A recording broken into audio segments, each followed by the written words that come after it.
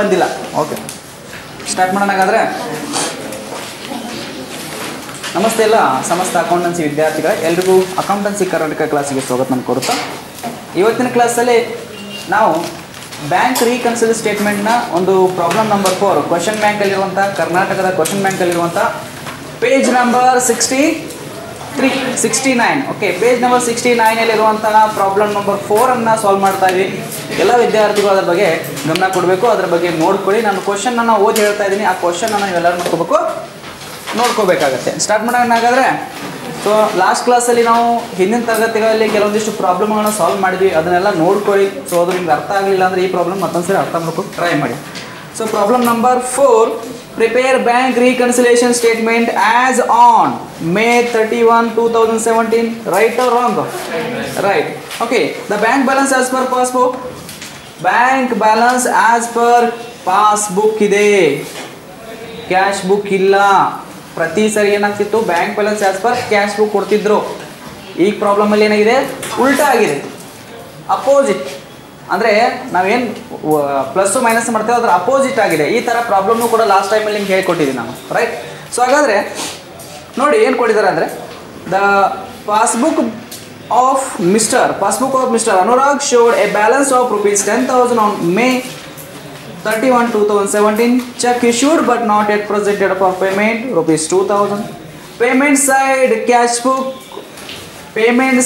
cash book was overcast by ₹1,000. Bank commission debited in the passbook only 100. Check issued 400, deposited bank which was ₹3,000 only collected in May. Interest on bank balance credited in passbook only. Club bill paid by the bank, understanding order 900. Simple ಆಗಿದೆ, ಆರಾಮಾಗಿ ತಿಳ್ಕೊಬೋದು. So ಇದೇ ಪ್ರಾಬ್ಲಮ್ಗಳು ನಿಮ್ಗೆ ಬರದೇ ಇರೋದು. 4ನೇದಾ 3ನೇದಾ? Okay, ಮತ್ತೆ ಹೇಳಬೇಕಲ್ಲ ನೀವು. Okay, ಸಾರಿ, 3ನೇ ಪ್ರಾಬ್ಲಮ್ನ ನೋಡ್ತಾ ಇದ್ವಿ, 4ನೇ ಪ್ರಾಬ್ಲಮ್ ಆಮೇಲೆ ನೋಡೋಣ. ಸೊ 3ನೇ ಪ್ರಾಬ್ಲಮ್ನ ತಿಳಿಸ್ಕೊಡ್ತಾ ಇದ್ದೀನಿ. From the following particulars of mister Sagar, prepare bank reconciliation statement as June 30, 2017 ಅಂತ ಕೊಟ್ಟಿದ್ದಾರೆ. Bank balance as per cash book ₹80,000. Out of cheques issued for ₹10,000. Cheques for ₹2,000 was cashed before January 30, 2017. There was a wrong credit in the passbook, ₹5,000. Bank charges debited in the passbook only ₹300. Out of checks amounting to ₹8,000 deposited to bank, ₹3,000 only collected before June 30, 2017, ₹3,000. Payment issued from customer directly by the bank, ₹1,000. Bills discounted, dish 100, ₹4,000. ಈ ಥರ ಒಂದು problem ಕೊಟ್ಟಿದ್ದಾರೆ. ಇದು opposite ಇಲ್ಲ, ಯಾಕಂದರೆ bank balance as per cash book ಕೊಟ್ಟಿದ್ದಾರೆ. So ಏನು ಮಾಡೋಣ, ಫಸ್ಟ್ ಎಲ್ಲರೂ ಕಾಲಮ್ ಹಾಕೋಣ. ಎಲ್ಲನೂ ಒಂದು ಸರಿ ಬರೀತೀನಿ, ಅದನ್ನು ನೀವು ಕೂಡ ಬರ್ಕೊಳ್ಳಿ, ಆಮೇಲೆ ಪ್ಲಸ್ ಮೈನಸ್ ನೋಡೋಣ, ರೈಟ್? ಓಕೆ,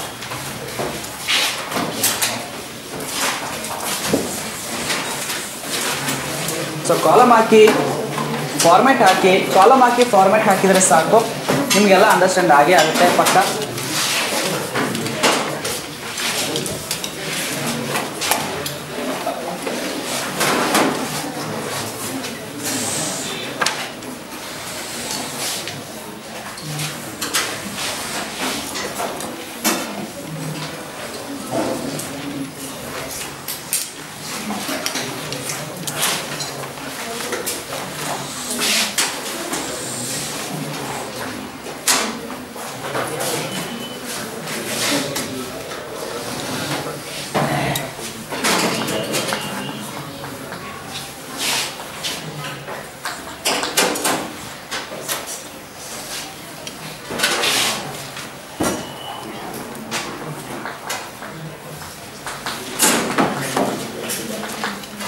ಓಕೆ, ಹೆಡ್ಡಿಂಗ್ ಏನು ಕೊಟ್ಟಿದ್ದಾರೆ, ಯಾರ್ದಿದೆ ಇದು?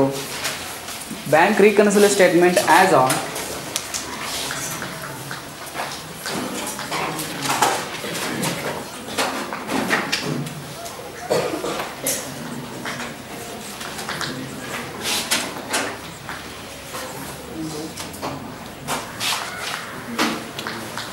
Bank reconciliation statement as on ಅಂತ ಕೊಟ್ಟು ಆ್ಯಸ್ ಆನ್ June 30, 2017. ಇನ್ನು ಏನು ಕೊಟ್ಟಿದ್ದಾರೆ ಅದೇ ನೋಡ್ಕೋಬೇಕು. June 30 ಕೊಟ್ಟಿದ್ದಾರೆ. June 30 2017 ಕೊಟ್ಟಿದ್ದಾರೆ, ಬಿಡಿಸಿದ್ದೀವಿ.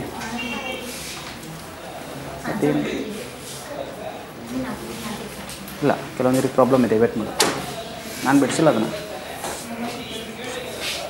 ಓಕೆ, ಬ್ಯಾಂಕ್ ರಿಕನ್ಸಿಲ್ ಸ್ಟೇಟ್ಮೆಂಟ್ ಆ್ಯಸ್ ಅಂತ June 30, 2017. ಈ ಪ್ರಾಬ್ಲಮ್ನ ಸ್ವಲ್ಪ ವಿದ್ಯಾರ್ಥಿಗಳಿಗೆ ಡೌಟ್ ಇರೋ ಕಾರಣಕ್ಕಾಗಿ ಸಾಲ್ವ್ ಮಾಡ್ತಾರೆ. ಲಾಸ್ಟ್ ಟೈಮ್ ಹೋಮ್ವರ್ಕ್ನ ಕೊಟ್ಟಿದೆ, ಎಲ್ಲರೂ ಕೆಲವೊಂದು ಜನ ಸಾಲ್ವ್ ಮಾಡಿದ್ರೆ, ಇನ್ನೂ ಕೆಲವೊಂದು ಜನ ಸಾಲ್ವ್ ಮಾಡಿಲ್ಲ, ಅವರಿಗೋಸ್ಕರ ಇದನ್ನು ಸಾಲ್ವ್ ಮಾಡ್ತಾಯಿದೆ. ಸೊ ಸ್ಟಾರ್ಟ್ ಮಾಡೋಣ ಹಾಗಾದರೆ. ಸೊ ಫಸ್ಟ್ ಟ್ರಾನ್ಸಾಕ್ಷನ್ ಏನಿದೆ, number 1, bank balance as per cash book. Okay, ಎರಡನೇದೇನು ಕೊಟ್ಟಿದ್ದಾರೆ ನೋಡಿ, out of cheques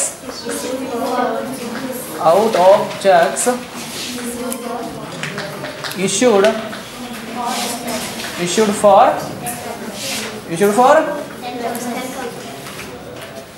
10,000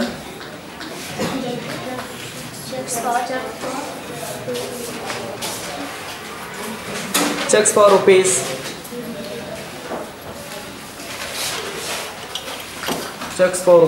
2,000 checks for rupees 2,000 cash before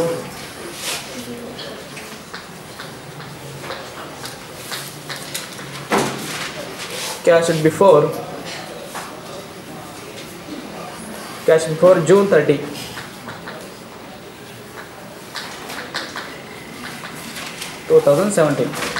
ಈ ಥರ ಒಂದು ಟ್ರಾನ್ಸಾಕ್ಷನ್ ಇದೆ. ನಂಬರ್ ಸಿ ಕೊಡಿದ್ದಾರೆ, there was wrong credit in the passbook only. Number 3, there was wrong credit in passbook only.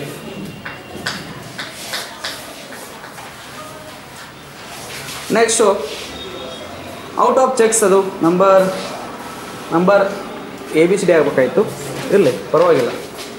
Number 4 ಅಂದರೆ number D, bank charges debited in passbook only. Bank charges debited in passbook only.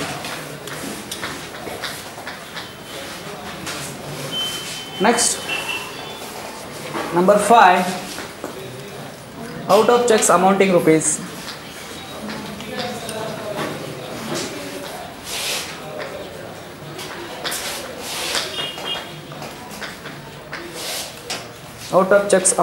rupees 8,000 deposited into bank. Deposited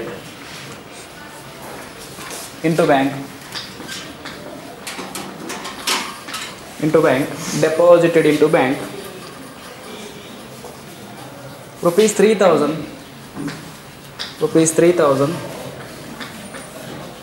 only collected before June 30, 2017. Okay, number F ನೋಡಿ, payment received from customer ಅಂದರೆ number 6,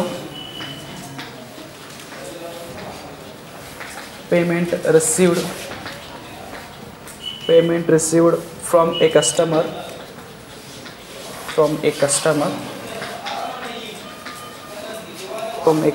directly by the bank. Directly by the bank.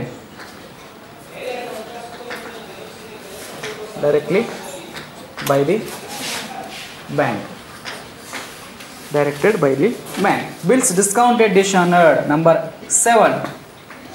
Bills discounted dishonored.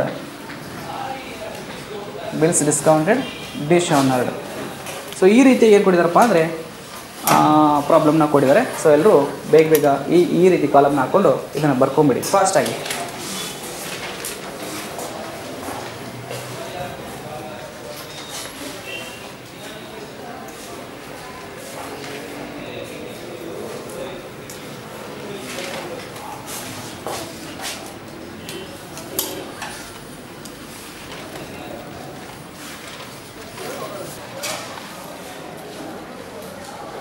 Okay, number ಏನು ವ್ಯಕ್ತಿ ಏನು ಮಾಡಿದನಪ್ಪ ಅಂದರೆ 2,000 ಮತ್ತು 8,000 check ಕೊಡಿದ್ದಾನೆ. Number ಡಿಗೆ D Dhoni ಏನು ಮಾಡಿದ್ದಾನೆ 30 ತಾರೀಕು ಒಳಗಡೆ ಹೋಗಿ 2,000 ರೂಪಾಯಿ ಚೆಕ್ನ ವಿಡ್ರಾ ಮಾಡಿಕೊಡಿದ್ದಾನೆ.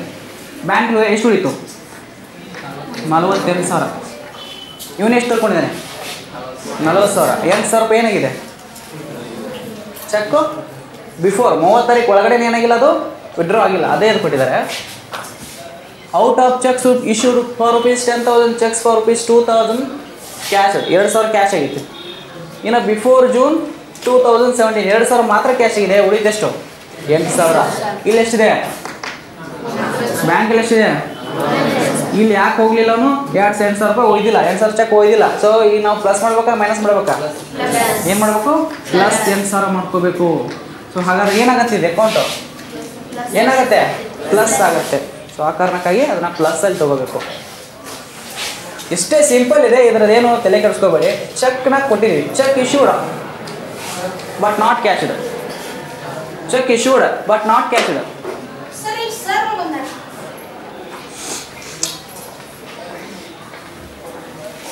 ನಮಸ್ತೆ ಸರ್. ನಮಸ್ತೆ ಸರ್. ಆರಾಮ್ ಸರ್, ನೀವು ಆರಾಮ್ ಸರ್? ಹಾಂ ಸರ್, ಹೇಳಿ ಸರ್. ಎಷ್ಟು ಸರ್ ಲಾಸ್ಟ್ ಟೈಮ್ ಸ್ವಲ್ಪ ಆಚೆಡೆ ಕ್ಲಾಸ್ ಬರ್ ಸರ್, ಆಚೆಡೆ ನಮ್ಮದು ಯೂಟ್ಯೂಬ್ ಕ್ಲಾಸ್ ಮಾಡಿದ್ರಿ, ಸ್ವಲ್ಪ ಡಿಸ್ಟರ್ಬ್ ಆಗ್ತಿದೆ. ಹಾಂ, ನೀವು ಆಚೆಡೆ ಮಾಡ್ಕೊಂಡು ಬರ್ರಿ. ನಾನು ಓನ್ಲಿ ಸೆಕೆಂಡ್ ಪೀಸ್ ಆಚೆಡೆ ಹೋಗಿ ಸೆಕೆಂಡ್ ಪೀಸ್ ಕೊಡಿ ಕೊಡಿ.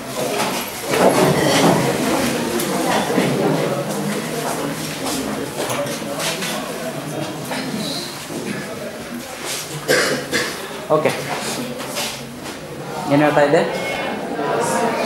ಹಾಂ, ಚೆಕ್ ಇಶ್ಯೂಡ್ ನೋಡಿರಿ ಇನ್ನೊಂದ್ಸರಿ. Out of cheques issued, cheque issued but not yet collected. Cheque issued but not yet collected ಅಂದರೆ ಏನಾಗುತ್ತೆ ಪ್ಲಸ್ ಆಗುತ್ತೆ. Cheque issued but not yet presented, ಇದು ಕೂಡ ಪ್ಲಸ್ ಆಗುತ್ತೆ. Cheque issued but not cashed, ಇದು ಕೂಡ ಪ್ಲಸ್ ಆಗುತ್ತೆ. ಅದೇ ಒಂದು ಕಾಸ್ಟಿಗೆ ಬರುತ್ತೆ. ಅದೇ ಇಲ್ಲಿ ಅಮೌಂಟ್ ಏನು ಮಾಡಿದಾರಪ್ಪ ಅಂದರೆ 2,000 ರೂಪಾಯಿ ಮಾತ್ರ ಕ್ಯಾಶ್ ಆಗಿದೆ, 8,000 ರೂಪಾಯಿ ಕ್ಯಾಶ್ ಆಗಿಲ್ಲ. ಆ 8,000 ಮಾತ್ರ ಏನು ಮಾಡಬೇಕು ಇಲ್ಲಿ ನಾವು ಪ್ಲಸ್ ಅಂತ ತೊಗೊಳ್ಬೇಕಾಗತ್ತೆ ಇಲ್ಲಿ ಕೆಳಗೆ. ಓಕೆ, ನೆಕ್ಸ್ಟ್ ಎಂಟ್ರಿ ನಿಮಗೆಲ್ಲ ಗೊತ್ತು. There was a wrong credit in passbook. ಪಾಸ್ಬುಕ್ಕಲ್ಲಿ ಬೈ ಮಿಸ್ಟೇಕಾಗಿ ಬ್ಯಾಂಕ್ ಅವರು ಒಂದು 20,000 ರೂಪಾಯಿ ಹಾಕಿದ್ರು. ಇಲ್ಲಿ ಕ್ಯಾಶ್ ಬುಕ್ಕಲ್ಲಿ ಏನಾಗುತ್ತೆ ಪ್ಲಸ್ ಆಗುತ್ತೆ. ಎಷ್ಟಿದೆ ಅಮೌಂಟ್ ಅದು 5,000. ಓಕೆ, ಇದು ಕೂಡ ಪ್ಲಸ್ ಆಯಿತು. ಬ್ಯಾಂಕ್ ಚಾರ್ಜಸ್ ಡೆಬಿಟ್ ಇನ್ ಪಾಸ್ಬುಕ್ ಓನ್ಲಿ. ಬ್ಯಾಂಕ್ದವರು ಪಾಸ್ಬುಕ್ಕಲ್ಲಿ ಸ್ವಲ್ಪ ಡೆಬಿಟ್ ಮಾಡಿದ್ದಾರೆ, ಅಮೌಂಟ್ನ ಕಟ್ ಮಾಡಿದ್ದಾರೆ. ಅಲ್ಲಿ ಕಟ್ ಆಯ್ತು ಅಂದರೆ ಕ್ಯಾಶ್ ಬುಕ್ಕಲ್ಲಿ ಮೈನಸ್ ಆಗುತ್ತೆ. ಮೈನಸಲ್ಲಿ ಎಷ್ಟಿದೆ amount 300. Okay, next out of cheques amounting rupees 8,000 deposited into bank, rupees 3,000 only collected before June 2030. ಯಾರೋ ಒಬ್ರು ನಮಗೆ ಚೆಕ್ ಕೊಟ್ಟಿದ್ದಾರೆ. ನಾವು ಅವಾಗಲೇ ಇನ್ನೊಬ್ರಿಗೆ ಕೊಟ್ಟಿದ್ವಿ, ಇವಾಗ ನಮಗೆ ಯಾರೋ ಒಬ್ರು 8,000 ರೂಪಾಯಿ ಕೊಟ್ಟಿದ್ದಾರೆ. ಎಷ್ಟು ಕೊಟ್ಟಿದ್ದಾರೆ 8,000 ಚೆಕ್ನ ಕೊಟ್ಟಿದ್ದಾರೆ. ಅದರಲ್ಲಿ 2-3 ಚೆಕ್ ಅಂತ ತಿಳ್ಕೋಣ. 8,000 ಚೆಕ್ಕಲ್ಲಿ 3,000 ಚೆಕ್ ಒಂದಿದೆ, ಆಮೇಲೆ 5,000 ಚೆಕ್ ಅಂತ ತಿಳ್ಕೊಂಡು 2 ಚೆಕ್ ಇದೆ ಅಂತ ತಿಳ್ಕೊಂಡು. ಯಾಕಂದರೆ ಇಲ್ಲಿ 2 ಕೊಟ್ಟಿದ್ದಾರೆ, ಒಂದು 3,000 ಇದೆ, ಒಂದು 8,000 ಅಂತ ತಿಳ್ಕೊಂಡು. ಸಾರಿ, 3,000 ಮತ್ತು 5,000 ಅಂತ ಟೋಟಲ್ ಬಂದಿದ್ದು ನಮ್ಗೆ 8,000 ಚೆಕ್ಕು. ನಾವು ಡೆಪಾಸಿಟ್ ಮಾಡಿದಷ್ಟು 3,000. ಎಷ್ಟು ಉಳಿತು 5,000. ಹಾಗಾದರೆ ಬ್ಯಾಂಕಿಗೆ ಹೋಗಿ ನಾವು ಕಟ್ಟಲಿಲ್ಲ. ಇನ್ನೊಂದ್ಸರಿ ಸಿಂಪಲಾಗಿ ಹೇಳ್ತೀನಿ, ಇದು ನಮ್ಮ ಬಿಸ್ನೆಸ್, ಒಬ್ಬ ಕಸ್ಟಮರ್, ಇದು ನಮ್ಮ ಬ್ಯಾಂಕ್. ಓಕೆ, 2 ಚೆಕ್ನ ಕೊಟ್ಟಿದ್ದಾನೆ, ಒಂದು 5,000 ಚೆಕ್ ಕೊಟ್ಟಿದ್ದಾನೆ, ಇನ್ನೊಂದು 3,000 ಚೆಕ್ ಕೊಟ್ಟಿದ್ದಾನೆ. ಆಯಿತಾ, ನಮ್ಮ ಕಡೆ ಬಂತು. ನಾವೇನು ಮಾಡಿದ್ವಿ, ಹೋಗಿ 3,000 ಚೆಕ್ ಮಾತ್ರ ಕೊಟ್ವಿ. ಇಲ್ಲಿ ಎಷ್ಟು ಪ್ಲಸ್ ಆಯಿತು 3,000 ರೂಪಾಯಿ ಅಂತೂ ಅದು ಕ್ಲಿಯರ್ ಆಯಿತು. 3,000 ರೂಪಾಯಿ ತಲೆ ಕೆಡಿಸ್ಕೊಡಿ. ಉಳಿತೆಷ್ಟು 5,000. ನಾವೇನು ತಿಳ್ಕೊಂಡಿದ್ವಿ, 2 ಕೊಟ್ಟಿದ್ವಿ, ಬ್ಯಾಂಕಿಗೆ ಕೊಟ್ಟಿದ್ವಿ. ಅವನೇನು ಮಾಡಿಲ್ಲ, ಡೆಪಾಸಿಟ್ ಮಾಡಿಲ್ಲ. ಓನ್ಲಿ 3,000 ಮಾತ್ರ ಡೆಪಾಸಿಟ್ ಮಾಡಿದ್ದಾನೆ, 5,000 ರೂಪಾಯಿ ಡೆಪಾಸಿಟ್ ಮಾಡಲಿಲ್ಲ. ಫಾರ್ ಎಕ್ಸಾಂಪಲ್ ನಮ್ಮ ಹತ್ರ 10,000 ರೂಪಾಯಿ ಇತ್ತು, ಬ್ಯಾಂಕಿಗೆ 2 ಚೆಕ್ನ ಕೊಟ್ವಿ. 5,000 ಪ್ಲಸ್ 3,000 ಚೆಕ್ ಕೊಟ್ಟಾಗ ಇಲ್ಲಿ ಬ್ಯಾಂಕಲ್ಲಿ 10,000 ಇದೆ ತಿಳ್ಕೊಳ್ಳೋಣ. ಇಲ್ಲಿ 10,000, ಇಲ್ಲಿ 10,000 ಇದೆ. ಓಕೆ, ಸೊ ನಾವು 8,000 ಚೆಕ್ನ ಇಲ್ಲಿ ಕೊಟ್ವಿ. ಎಷ್ಟಾಯಿತು, ಬ್ಯಾಂಕಲ್ಲಿ ಎಷ್ಟು ಆಗ್ಬೇಕು ಅಂದ್ಕೊಂಡ್ವಿ ನಾವು 18,000 ಆಗುತ್ತೆ ಅಂದ್ಕೊಂಡಿದ್ವಿ. 18,000 ಆಗುತ್ತೆ ಅಂತ ಏನು ಮಾಡಿದ್ವಿ ನಾವು, ಇಲ್ಲಿ ಬಂದು 8,000 ರೂಪಾಯಿ ಪ್ಲಸ್ ಮಾಡಿದ್ವಿ. 18,000 ರೂಪಾಯಿ ಆಗುತ್ತೆ ಅಂತ ತಿಳ್ಕೊಂಡ್ವಿ, ಇಷ್ಟು ತಿಳ್ಕೊಂಡಿದ್ವಿ. ಆದರೆ ಏನಾಗಿದೆ, ಇಲ್ಲಿ ಬರೀ 3,000 ರೂಪಾಯಿ ಮಾತ್ರ ಡೆಪಾಸಿಟ್ ಆಗಿದೆ. ಎಷ್ಟಾಯಿತು 13,000. ನಾವು ಎಷ್ಟು ಮೈನಸ್ ಮಾಡಬೇಕು, ಇಲ್ಲಿ 5,000 ಏನು ಮಾಡಬೇಕು ಮೈನಸ್ ಮಾಡಬೇಕಾಗತ್ತೆ.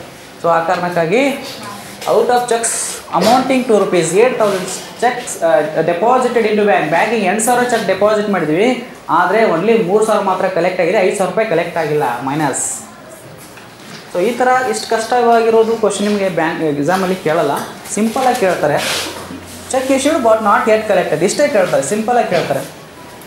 ಅಥವಾ cheque deposited but not yet cash ಅಂತ ಕೇಳ್ತಾರೆ. So payment received from a customer directly by the bank. ನಮಗೆ ಗೊತ್ತೇ ಇಲ್ಲ ಯಾವನೋ ಒಬ್ಬ ವ್ಯಕ್ತಿ ನಮ್ಮ ಅಕೌಂಟಿಗೆ ದುಡ್ಡು ಹಾಕಿದ್ದಾನೆ, ಅಲ್ಲಿ ದುಡ್ಡು ಹೆಚ್ಚಾಯ್ತು ಅಂದರೆ ಕ್ಯಾಶ್ ಬುಕ್ಕಲ್ಲಿ ಏನಾಗುತ್ತೆ, ದುಡ್ಡು ಹೆಚ್ಚಾಗುತ್ತೆ. ಸೊ ಪ್ಲಸ್ ಎಷ್ಟಿದೆ ಅಮೌಂಟು, 1,000.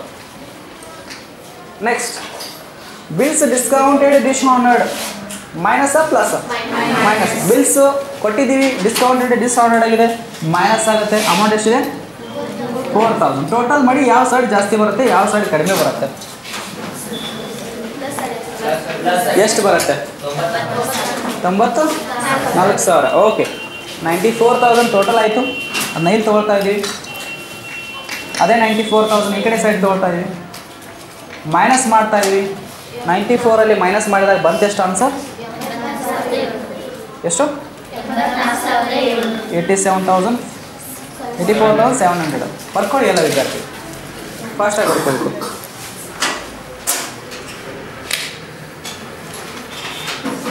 ಸೊ ಇನ್ನೂ ತುಂಬ ಪ್ರಾಬ್ಲಮ್ಸ್ಗಳಿವೆ. ಇನ್ನೂ ಇಲ್ಲ ಅಂದರೂ ನನ್ನ ಹತ್ರ ಒಂದು 10ರಿಂದ 12 ಪ್ರಾಬ್ಲಮ್ಸ್ ಇದ್ದಾವೆ. ಆ ಎಲ್ಲ ಪ್ರಾಬ್ಲಮ್ಸ್ಗಳನ್ನ ನಾನು ಸಾಲ್ವ್ ಮಾಡೋಕ್ಕಾಗಲ್ಲ, ಟೈಮ್ ತುಂಬ ಶಾರ್ಟ್ ಉಳಿದಿದೆ. ಸೊ ಆ ಕಾರಣಕ್ಕಾಗಿ ಏನು ಮಾಡ್ತಿದ್ದೆ, ಈ ಚಾಪ್ಟರ್ನ ಇಲ್ಲಿಗೆ ನಾನು ಕ್ಲೋಸ್ ಮಾಡ್ತಾಯಿದ್ದೀನಿ. ನಿಮ್ಗೆ ಇನ್ನೊಂದು ಪ್ರಾಬ್ಲಮ್ ಇತ್ತು ಅಂತ ಹೇಳಿದ್ದೆ ನಾನು, ಯಾವುದು, ಇದ್ರ ವಿರುದ್ಧ. ಇಲ್ಲಿ bank balance as per cash book ಕೊಟ್ಟರೆ ಎಲ್ಲ ಪ್ಲಸ್ ಇದ್ದು ಪ್ಲಸ್, ಮೈನಸ್ ಇದ್ದು ಮೈನಸ್ ಆಗುತ್ತೆ, ಹೌದಾ. ಇನ್ನು ಒಂದು ವೇಳೆ ಬ್ಯಾಂಕ್ ಬ್ಯಾಲೆನ್ಸ್ ಆಸ್ ಪರ್ ಇಲ್ಲಿ ಪಾಸ್ಬುಕ್ ಕೊಟ್ಟರೆ ಬಾಕಿದ್ದೆಲ್ಲ ಏನಾಗ್ತಾವೆ ಅಂದರೆ ಪ್ಲಸ್ ಇದ್ದದ್ದು ಮೈನಸ್, ಮೈನಸ್ ಇದ್ದದ್ದು ಪ್ಲಸ್. ಈ ಥರ ಪ್ರಾಬ್ಲಮ್ಸ್ಗಳು ಇವೆ ಎಕ್ಸಾಮಲ್ಲಿ, ಆ ಥರ ಪ್ರಾಬ್ಲಮ್ಸ್ ಇರುವ ಸಾಧ್ಯತೆಗಳು ಇವೆ. ನಾನು ಅದನ್ನು ಇಲ್ಲಿಗೆ ಸ್ಕಿಪ್ ಮಾಡ್ತಾ ಇದ್ದೀನಿ. ಆ ಥರ ಎಕ್ಸಾಮ್ಸ್ ಬರೋ ಡೌಟ್ ಆಗೋದಕ್ಕಿಂತ ಆ ಥರ ಪ್ರಾಬ್ಲಮ್ ಹೇಳಬೇಕಾಗಿತ್ತು, ಹೇಳಿದ. ಸೊ ಅಂಥ ಪ್ರಾಬ್ಲಮ್ಗಳನ್ನು ಕೂಡ ನಾನು ಏನು ಮಾಡ್ತಿದ್ದೀನಿ, ಈ ವಿಡಿಯೋದಲ್ಲಿ ಲಾಸ್ಟ್ಗೆ ನಿಮಗೆ ಹೋಮ್ವರ್ಕ್ಗಳನ್ನು ಕೊಟ್ಟಿರ್ತೀನಿ, ಅದರಲ್ಲಿ ನೋಡ್ಕೊಂಡು ಸಾಲ್ವ್ ಮಾಡ್ಕೊಳ್ಳಿ, ನಿಮಗೂ ಕೂಡ. ಓಕೆ, ಅದನ್ನು ನೋಡ್ಕೊಂಡು ಸಾಲ್ವ್ ಮಾಡ್ಕೊಳ್ಳಿ. ಇಲ್ಲಿಗೆ ಈ ಚಾಪ್ಟರ್ನ ಇಲ್ಲಿಗೆ ಕ್ಲೋಸ್ ಮಾಡ್ತಾ ಇದ್ದೀನಿ. ನೆಕ್ಸ್ಟ್ ಚಾಪ್ಟರ್ಗೆ ಹೋಗೋಣ. ಯಾವುದಪ್ಪ ಅಂದರೆ ಯಾವುದು, trial balance and rectification of errors ಅಂತ ಒಂದು ಚಾಪ್ಟರ್ ಇದೆ. ಆ ಚಾಪ್ಟರ್ಗೆ ಹೋಗ್ತಾ ಇದ್ದೀನಿ ಅಂತ ಹೇಳ್ತಾ ಇವತ್ತಿನ ಕ್ಲಾಸ್ನ ಇಲ್ಲಿಗೆ ಕ್ಲೋಸ್ ಮಾಡ್ತೀನಿ. ಥ್ಯಾಂಕ್ ಯು, ಎಲ್ಲರಿಗೂ ಧನ್ಯವಾದಗಳು.